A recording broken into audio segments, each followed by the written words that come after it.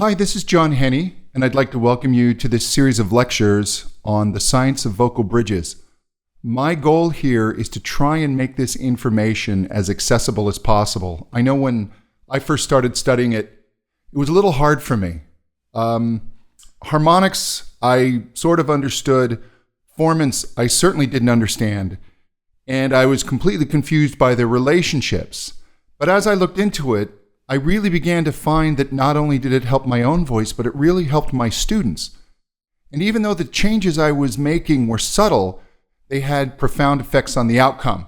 So I want to be able to give this to you as I learned it, hopefully show you how I use it, and then let it inform your own singing and teaching. I just wanted to go over some of the things that we're going to cover. I want to hit the basics of sound and vocal bridges to the level that I think even the beginning singer can and should understand. I want people to know what the primary causes are and what they control that give us these sensations of bridges. We're going to go over harmonics. We're going to go over formants. That's the big one. We're going to go over vowels, which are a byproduct of formants and harmonics, and they're actually the way that we as singers can control the relationship of formants and harmonics and ultimately control resonance. We'll get into advanced concepts such as why bridges occur where they do, what's happening when there are vocal problems such as pulled chest, cracking, flipping, etc. And then finally, some practical application, how you can use this when doing vocal exercises, and certainly when doing songs. So the first question, what are bridges? Bridges are a shift in resonance. Resonance is vibrating sound waves. It's where the sound waves go and bounce around, become amplified, etc. And we as singers feel a shift in these resonances depending on where we are. When it shifts, we call it a bridge. The sympathetic vibrations create these changing sensations. Basically, if I blast a stereo, the table in front of it is going to start vibrating. Now, no sound is emanating from the table, but the table would feel something if it had a nervous system, and that's what happens to us as singers. Sympathetic vibrations caused by these changes in resonance are very real to us, but they can throw us. They create sensations that are misleading. So we really want to know what's causing these sensations, what's really happening. When we feel these changes in sensation from lower to upper register, they're commonly called chest and head voice. These are singer terms that have been around for a very, very long time. If I put my hand on my chest plate and say, I feel that in my chest. If I say, whoo, I feel that more in my head. And then there's that area in between, which is often debated. Even what to call it is of some debate. But basically, when we feel the shift of resonance from chest to head, and when we negotiate the shift of resonance, that's our bridge. More importantly, it's the main bridge. It's the one that connects the head, chest and head registers. There are other more subtle bridges, and we will cover those as well. Bridges are where most vocal problems occur. Specifically, the main bridge. That shift from chest voice to head voice really gives singers problems. And so many vocal issues that people will think are caused elsewhere, such as running out of breath, not being able to hit pitch, lack of vibrato. It really often is a problem of resonance. Why we have bridges. Basically, the sound waves that emanate from the vocal cords are quite weak. In fact, if you were able to listen to the sound waves just as they leave the vocal cords, it's kind of this dull, almost duck-like quack sound. Certainly doesn't sound like the human voice, and it certainly doesn't sound like a singing voice you'd want to hear.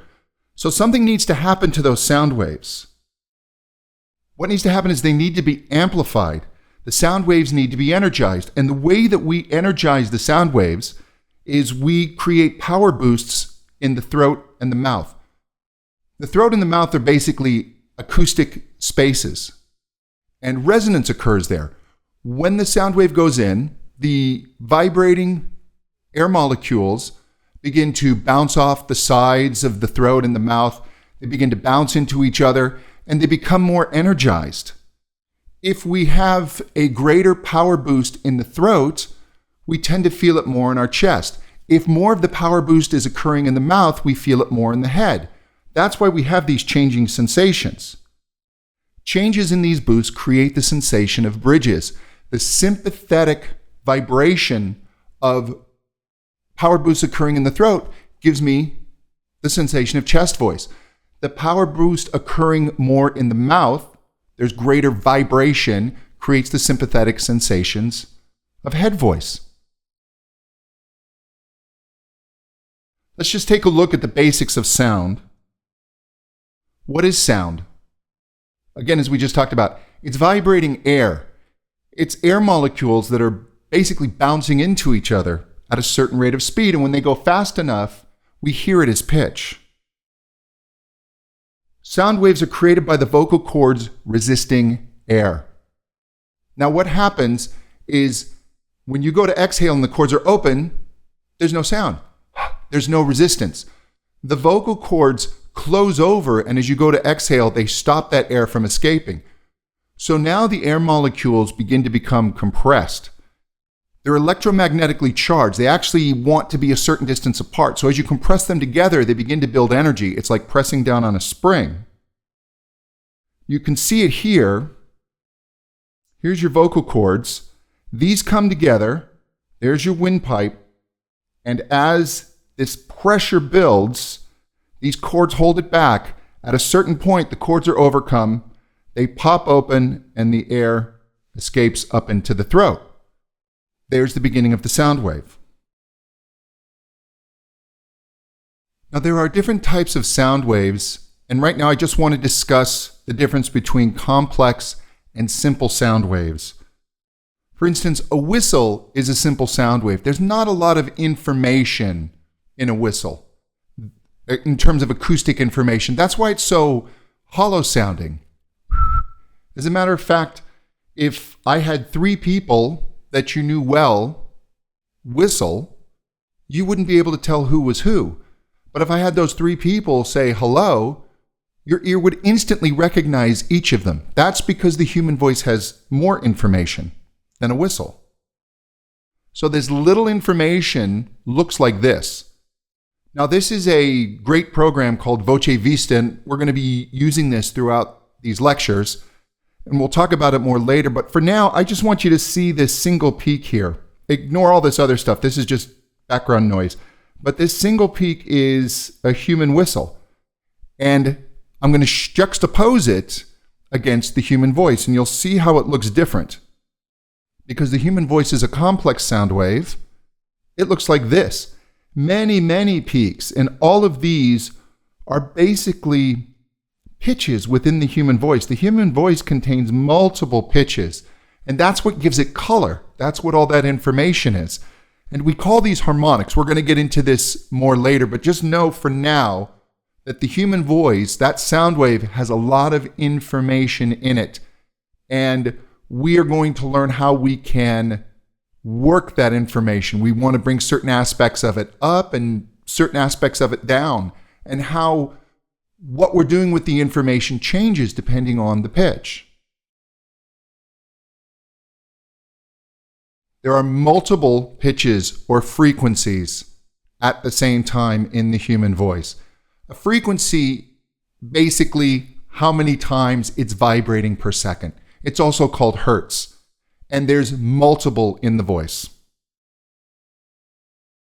What we want to do ultimately is we want to break down this information so we can hear it and experience it more clearly.